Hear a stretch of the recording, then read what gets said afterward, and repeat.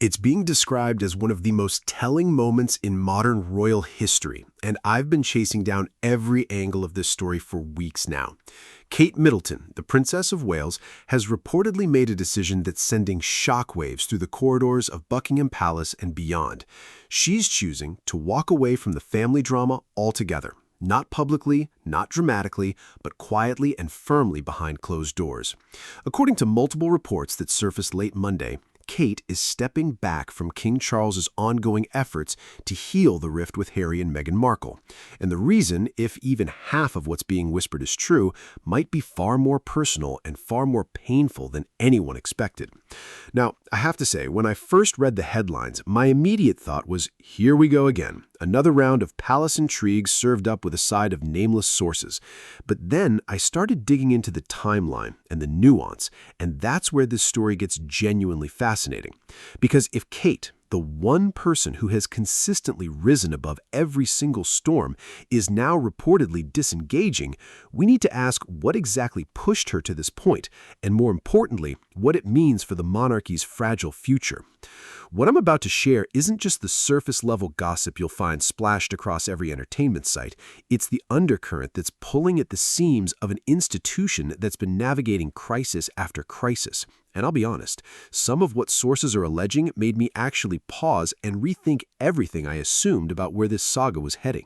So stick with me, because in the next few minutes, I'm going to walk you through the private conversations that reportedly left Prince William furious, the security dilemma that has Harry distraught, according to one insider, and the one unpredictable twist that could still change the calculus for everyone involved. Here's the landscape as it stood early this week, and I want to lay this out carefully because the timeline matters.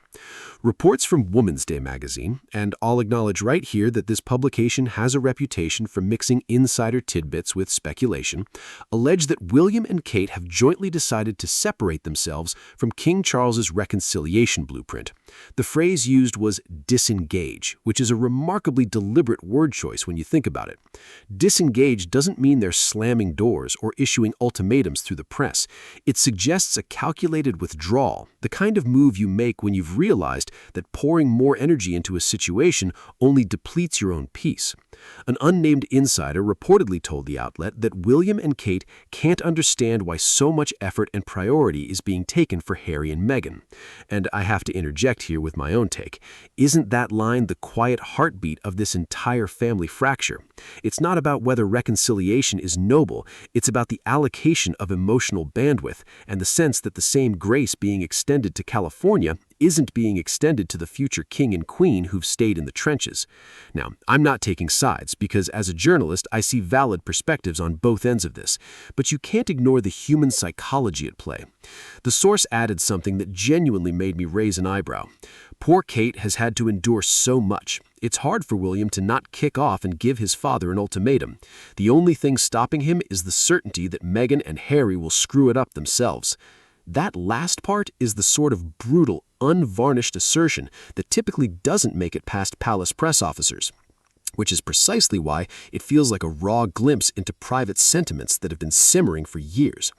Now, let's press pause on that for a moment because I want to introduce a critical layer that intersects with all of this, and it's something I don't see enough people discussing. Parallel to these family dynamics, Harry is reportedly preparing for a major UK visit tied to the Invictus Games, a cause that remains the crown jewel of his public identity apart from royal duties. Hello magazine reported that Meghan Markle is expected to attend Invictus meetings at the Royal Hartwell, Chelsea, which would mark her first UK engagement in 6 years. 6 years. Let that sink in, because that absence alone has been a silent character in this narrative, shaping perceptions, fueling narratives, and creating a vacuum that's been filled with endless speculation. But here's where the story takes a sobering turn. According to The Guardian, a source close to Harry claimed the prince was distraught after security concerns complicated plans to bring Meghan and their children, Archie and Lilibet, to Britain. Distraught is a word you don't use lightly in a newsroom, and when a paper with The Guardian's editorial standards prints it, you pay attention. The source reportedly added that Harry is looking at every option to try and get the family here safely and keep them safe when they're on the ground. I find this security dilemma to be one of the most under-discussed drivers of the entire saga because it's simultaneously legitimate, heartbreaking, and maddeningly opaque. The public still doesn't know the full details of what security provisions were offered or denied, and until that clarity emerges, you're going to see two camps of public opinion completely talking past each other. One side sees a legitimate parental concern, the other sees a perpetual grievance machine, and the truth, as usual, probably rests somewhere in the messy middle where bureaucracy meets emotion. But let's circle back to Kate specifically, because her purported stance is what's generating the most heat right now, and I want to unpack why her position is structurally different from William's, even though they're presented as a united front. Heat magazine ran a piece claiming that Kate remains supportive of reconciliation between Harry and King Charles, but is reportedly conflicted about Meghan's involvement. The insider quoted said something that I think captures the complexity beautifully. Kate does want to see Harry, but there's no denying that having Meghan there makes things worlds more complicated for her. And I have to say, as someone who's covered enough interpersonal dynamics to know that triangles are always more volatile than pairs, this rings true on a human level. You can forgive someone, you can wish them well, you can even pray for a reunion, but that doesn't mean you're obligated to sit across the dinner table from the person whose tell-all interviews and documentary series publicly reframed your entire existence in ways you never agreed to. The source continued, Kate has always risen above the drama, and that line is doing a lot of heavy lifting, because it implies that rising above the drama has come at a personal cost, and perhaps that cost is finally being acknowledged. I've noticed something in the reporting that feels significant. When stories mention Kate's health journey over the past year, they're often referencing it obliquely, but the subtext is that her capacity for emotional turbulence has naturally narrowed. And you know what? That's not weakness, that's wisdom. Prioritizing your well-being when the world expects you to be everyone's peacemaker isn't withdrawal, it's boundaries. And frankly, it's about time someone in that family modeled what boundaries actually look like. Now, I want to take you deeper into something that I don't think is being reported widely enough, and it's the question of King Charles's emotional calculus in all of this. Because while the headlines are screaming about William and Kate's reported disengagement, what's actually unfolding is a quiet tug-of-war over the king's legacy and his relationship with his youngest son. Charles, by all accounts, wants to heal this fracture before his reign enters its later chapters. That's a very human impulse. But what happens when that impulse collides with the equally valid frustration of the heir who feels that loyalty and sacrifice are being undervalued? I spoke to some context from earlier royal biographies that I think illuminates this pattern. There's a long history in the House of Windsor of the spare generating turbulence and the heir being expected to absorb it with stoic silence. What's different this time is that the spare has built an entire media ecosystem and financial platform around his narrative. And that changes the power balance in ways that Buckingham Palace's traditional playbook was never designed to handle. So when William reportedly feels like giving his father an ultimatum but holds back because he's certain the Sussexes will screw it up themselves, you're not just hearing anger, you're hearing a strategic calculation. He's gambling that time and distance will do what confrontation cannot. Whether that gamble pays off is something only the next 18 months will reveal, and I'll be watching for those cues very carefully. Let me shift gears here and address something that often gets lost in the breathless coverage of royal family tension, and that's the institutional weight pressing down on everyone involved.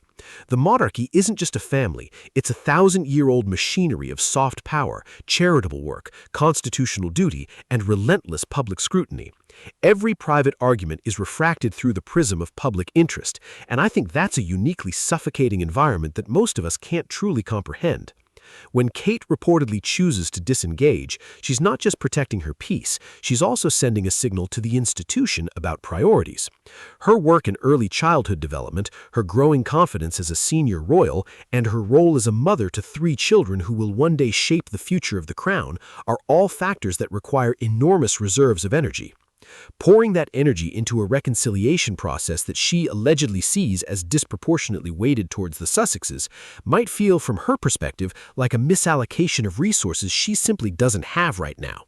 And this is where I'll inject a bit of my own analysis. I believe history will look back on this period and see Kate's quiet recalibration not as coldness, but as a masterclass in emotional triage. You can't pour from an empty cup, and if the cup has been drained by years of tabloid warfare, health challenges, and relentless public duty, stepping back from a lose-lose dynamic isn't scandal, it's survival. But let's not pretend the situation is static, because it absolutely isn't, and the variables in play could shift the entire landscape within weeks. The Invictus Games anniversary events are looming, and they represent a forced intersection point. Harry will be on British soil. Meghan's attendance remains a question mark, dangling over the proceedings like a sword held by a thread. The security situation for their children adds a genuine layer of moral urgency that even the Sussex's harshest critics cannot dismiss entirely. I've been observing a pattern in how different outlets are positioning this story. Some emphasize the humanizing angle of a father wanting to protect his family. Others lean into the perceived hypocrisy of security demands made alongside commercial ventures that trade on royal proximity. I'm not going to tell you which interpretation is correct, because that's not my role, but I will point out that the public's patience for ambiguity is running thin. People want resolution. They want to see either a genuine, messy, imperfect reconciliation or a clean, honest acknowledgement that the rift is permanent and everyone's moving on. What exhausts audiences is the perpetual limbo, and right now that's exactly where we are.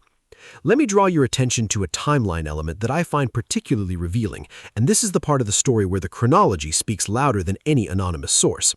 Back in early June, multiple royal correspondents noted an uptick in King Charles's private efforts to create dialogue channels with Harry.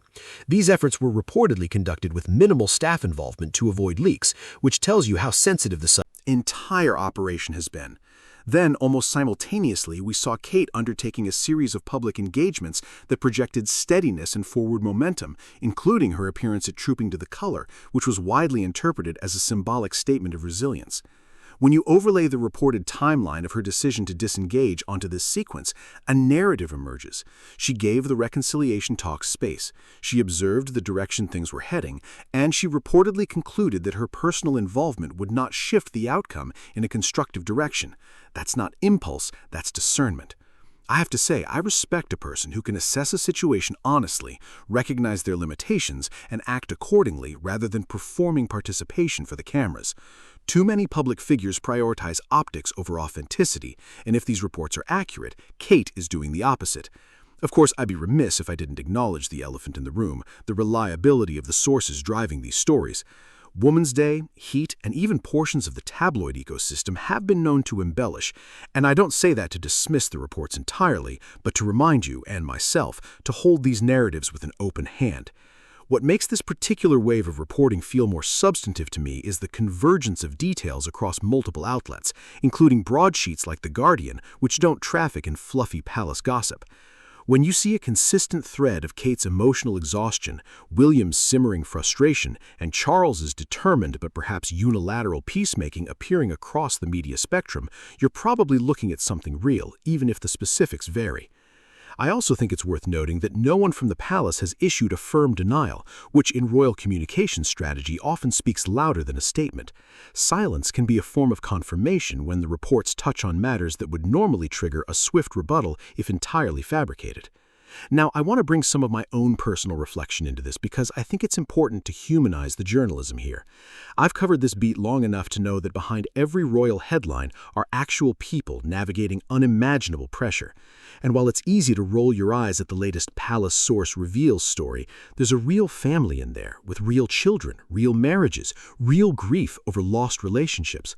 Harry lost his mother in the most traumatic way imaginable, and that wound doesn't heal just because he's a prince. William lost the same mother and had to process it while carrying the weight of future kingship. Kate entered this family and has endured a level of scrutiny that would break most people, and through it all, she's become one of the most respected members of the firm by simply doing the work. Meghan, regardless of what you think of her, walked into an institution that chews people up and apparently emerged with significant emotional scars. I'm not excusing any particular behavior or validating any specific claim, but I am saying that compassion and critique can coexist. And that's why this latest twist with Kate hits me as particularly poignant. She's not storming out of the palace in a huff. According to reports, she's quietly stepping back from a table that was never hers to set, and in doing so, she's drawing a line that many people in her position would be too afraid to draw. So what happens next? This is the question I keep turning over in my mind because the variables are multiplying. If Harry arrives for the Invictus engagements and Meghan joins him even briefly, the proximity to the rest of the family will be the narrowest it's been in years. The security issue remains unresolved at the time of this recording, and depending on how that plays out, it could become either a bridge or a permanent wall. King Charles is reportedly still pushing for some form of rapprochement, but if William and Kate have genuinely disengaged from that process, the king is effectively pushing a boulder up a hill with no one on the other side to greet him. And that right there is the open question that might take months or years to answer. Will a father's longing to heal his family overcome the accumulated hurt of two sons who've taken fundamentally different paths? I have my theories, but honestly, the only thing I'm certain of is that this story is nowhere near its final chapter. As I wrap up this segment analysis, I want to leave you with something that's been haunting the edge of my thinking. We talk about the drama, the reports, the alleged peace plans, but we rarely talk about what it must feel like to be the children in this equation. Prince George, Princess Charlotte, and Prince Louis are growing up in a world where they'll one day see headlines about their parents and their uncle and aunt that they never consented to be part of. On the other side, Archie and Lilibet are being raised thousands of miles away from a homeland and a heritage that's part of their birthright, and they're doing so in a context that's been shaped by disagreements they had no hand in creating. When Kate reportedly chooses to rise above the drama, she's not just protecting her own peace, she's modeling something for her children about what it means to set boundaries with dignity, and honestly, that's a lesson far more valuable than any royal protocol. And if these reports are accurate, if she's truly stepping back and letting the chips fall where they may, then perhaps that's not a retreat at all. Perhaps it's the most courageous move anyone in that family has made in a very long time. But I'll let you be the judge of that. Now, before I sign off, I'm going to take you into the part of this story that often gets completely overlooked, and it's the quiet back-channel diplomacy that reportedly happens between palace aides, and how that machinery might actually be shaping things more than any single family member. I've had conversations with colleagues who've covered royal affairs for decades, and they all say the same thing: never underestimate the power of the private secretaries and the communications teams, because they're the ones who translate emotion into strategy. And I think that's where it gets really interesting, because if William and Kate are reportedly disengaging, the palace machinery has to recalibrate. It can no longer assume that the Prince and Princess of Wales will serve as emotional bridges or photo op buffers in the event of a Sussex return. That gap creates a logistical and reputational vacuum that someone will have to fill, and I'm not sure anyone inside those gilded walls has a clear plan for that yet. I'm going to keep following this closely because the Invictus timeline is going to force a whole lot of cards onto the table, and I promise to bring you the most thorough, human-centered analysis I can, without the hysteria and without the spin. The bottom line from where I'm sitting is that Kate Middleton's reported decision might be less about the past and more about the future she's determined to protect, and I think that's a story worth telling with the nuance it deserves.